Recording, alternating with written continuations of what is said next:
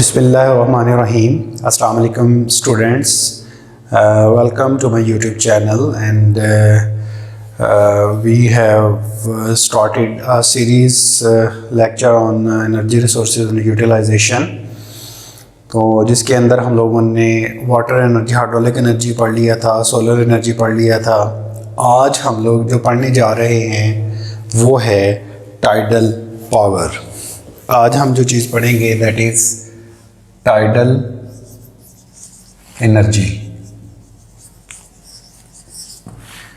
What is tidal energy? Tidal energy का मतलब है कि वाटर, ये अगर let's suppose this is our coast line, जिसको साहले समुंदर भी कहा जाता है, और यहाँ पे फर्ज करें कोई लेवल ऑफ वाटर है। This is level of water. तो water with respect to its level, ये इसका लेट्स सपोज अगर कोई हाइट h थी, तो with the passage of time यानी 24 घंटों के अंदर फॉर वन डे ये पानी का लेवल एक मरतबा ऊपर जाता है अप, और एक मरतबा सेंट्रल लेवल से डाउन आता है। It's a natural phenomena occurred within the seize.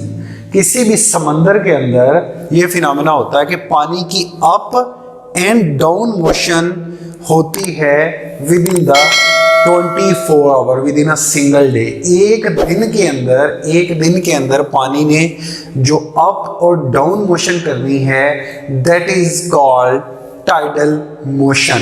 ये पानी की अप एंड डाउन मोशन को हम कहते हैं टाइड्स। पानी की अप एंड डाउन मोशन को हम क्या कहते हैं? टाइड्स। अब ये होती क्यों हैं, ये किस वजह से बनती हैं? हाँ जी, ज़रा आप लोग इस चीज़ का आंसर करें, ज़रा सोचें अपने ज़हन में कि जो पानी के अंदर टाइड्स बनती हैं, tides mean up and down motion, जो पानी के अंदर टाइड्स बनती हैं वो क्यों बनती हैं? आम तौर पे इसका आंसर यही होता है, the gravitational pull of moon की वजह से। ग्रेविटेशनल पुल ऑफ मून की वजह से टाइड्स बनती हैं। चलें जी, आज हम इसको देखते हैं कि ग्रेविटेशनल पुल की वजह से ही जो है मून की ग्रेविटेशनल पुल की वजह से टाइड्स बनती हैं। चलिए हम देखते हैं कि हमारे पास ये जो सोलर सिस्टम है ये कैसा होता है। अगर आप देखें तो अगर लेट्स सपोज ये हमारा मून है, ये हमारा अर्थ है, and this is our sun। ये हमारा ये सन है, ये मून है और ये अर्थ है। अब यहाँ पे देखें हम ये अर्थ की surface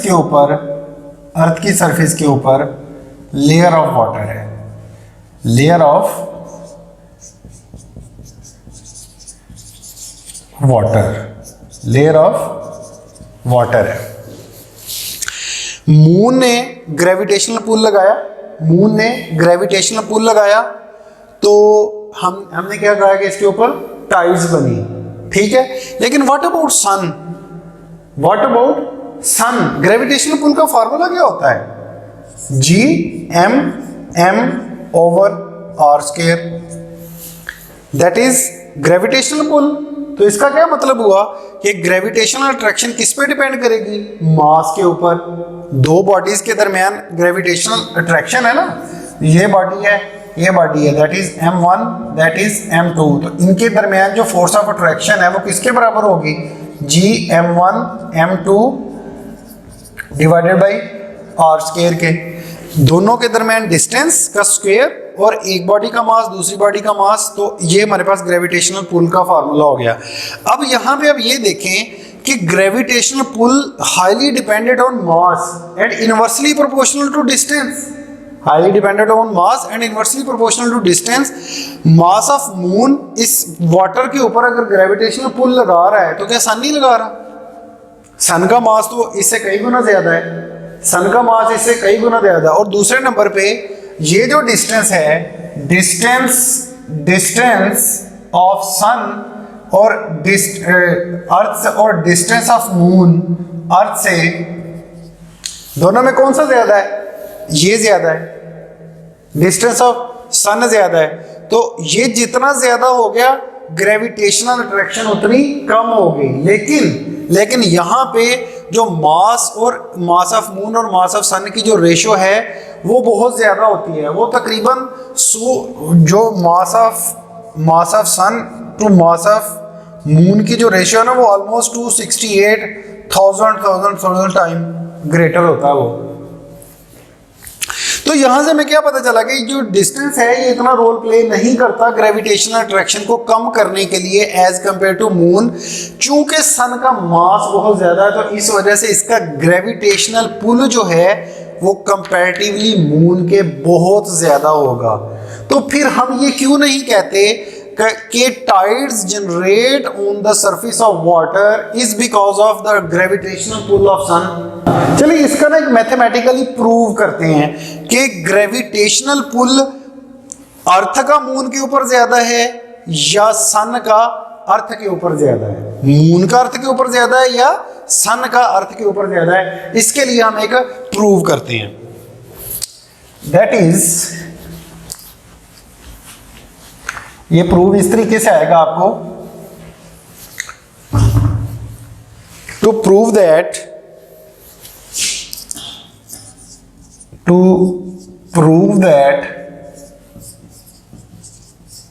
gravitational pull of moon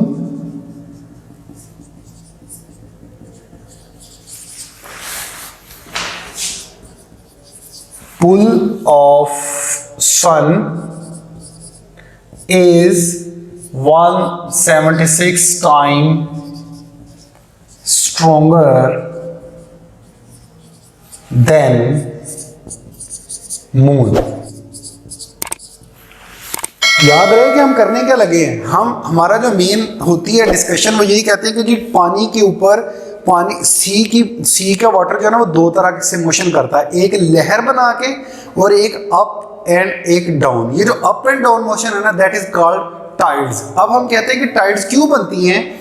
tides हम कहते हैं कि ये बनती हैं due to gravitational pull of moon, जबकि ग्रेविटेशनल पुल जो है वो हाईली डिपेंडेंट होता है मास के ऊपर।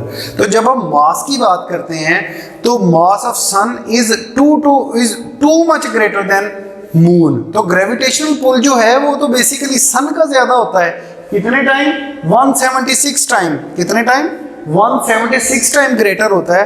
तो फिर हम ये क्यों नहीं कहते कि जो टाइड्स जो हैं वो सन की वजह से प्रोड्यूस होती हैं? इसका मतलब ये हुआ कि इसमें ग्रेविटेशनल पुल नहीं होता, कोई और रीजन है जिसकी वजह से टाइड्स जनरेट होती हैं। ठीक है, चले हम इसका प्रूव करते हैं। वी हैव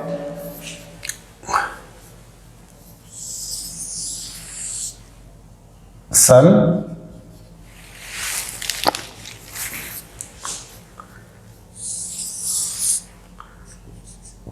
मून और इनके दरमियान में आ गई अर्थ।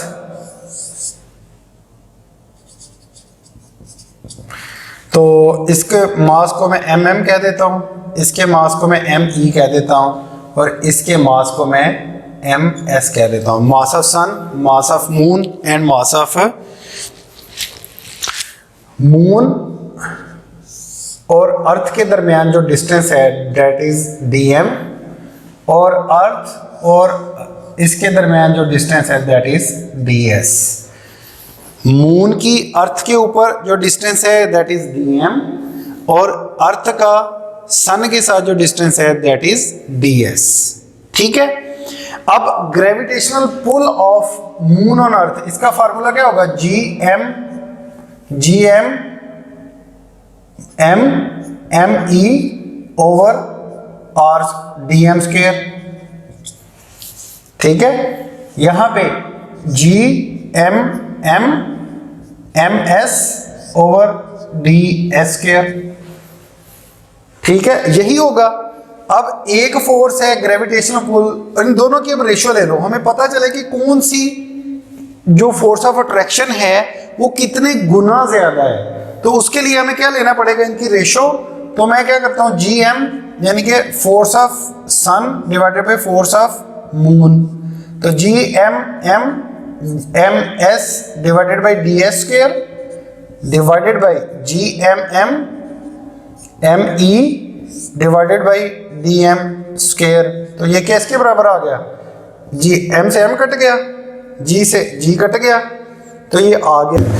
तो हमारे पास रेशियो क्या बनी, this implies that MS over MM multiply by DM over DS का स्क्वायर।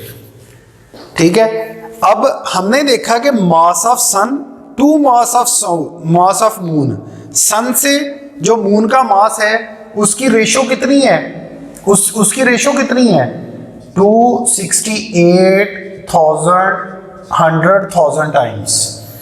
268,100,000 टाइम्स जो है वो मास ऑफ सन जो है वो मास ऑफ मून से बड़ा है। इसको हम ऐसे भी लिख सकते हैं, यहाँ पे देखें, तो हमारे पास है ना mass of sun to mass of moon की जो रेशियो है वो 268,100,000 time. This is a prove thing. ठीक है, और सिमिलरली जो हमारे पास DM ओवर DS की जो है वो है 390, सॉरी सन, हम सन ऊपर ले रहे हैं, मतलब सन ओवर M वो है 390 रेशियो है, तो इसका कोई यूनिट नहीं है। इसका क्या मतलब है कि डिस्टेंस ऑफ सन जो है अर्थ और मून का जो डिस्टेंस है वो कितने टाइम ज्यादा है, 390 टाइम। तो ये हमें फिजिकल सेंस में बनती है कि अर्थ, सन और मून, सन और अर्थ का जो दरमियानी डिस्टेंस है वो 390 टाइम ग्रेटर है किसके,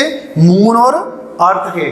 तो अगर हमें इसको इधर पुट करूं तो ये इधर मल्टीप्लाई बाय 1/390 का स्क्वायर, इसको आप सॉल्व करोगे तो आपके पास S ओवर FM की जो रेशियो आएगी ना, that is 176 time, that is 176 times.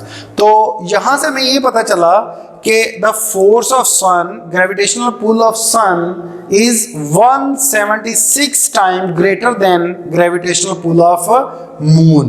तो इसको दोबारा देखें, मून, अर्थ, सन, तो इन दोनों की ग्रेविटेशनल पुल इसके बराबर आ गई, इन दोनों की ग्रेविटेशनल पुल इसके बराबर आ गई, दोनों की हमने रेशियो ली तो ये चीज आ गई, इनकी वैल्यूज पुट की तो हमारे पास क्या निकल आई, 176 टाइम।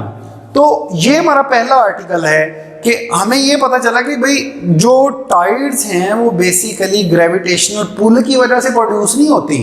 अगर वो ग्रेविटेशनल पुल की वजह से प्रोड्यूस हो रही होती तो फिर ग्रेविटेशनल पुल सन का ज्यादा है।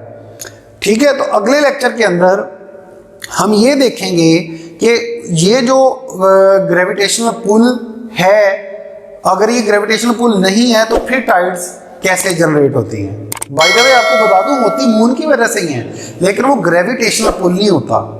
ठीक है, वो अगले लेक्चर में हम देखेंगे। अपना बहुत सारा ख्याल रखिएगा। अल्लाह हाफिज़।